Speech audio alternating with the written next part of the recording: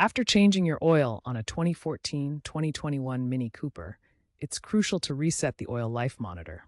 This clears the service due indicator and ensures accurate maintenance reminders.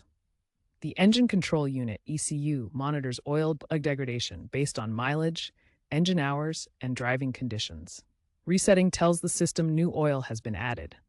Doing so prevents premature wear and maintains the effectiveness of the vehicle's maintenance schedule. Adapting to your driving patterns. Always reset only after a genuine oil change. The reset process varies slightly by model year. We'll cover the procedures for different Mini Cooper models from 2014 to 2021. For 2014 to 2017 models, turn the ignition to on without starting the engine. Then repeatedly press the trip odometer reset button to access the service menu. Navigate to Oil Service and confirm the reset. For 2018-2021 models with iDrive, use the touchscreen menu to find Vehicle Info, then Service Requirements, and reset the oil service.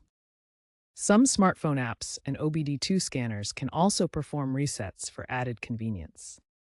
Always use OEM-approved oils to maintain warranty. Incorrect resets or ignoring reminders can lead to engine damage, potentially voiding the warranty.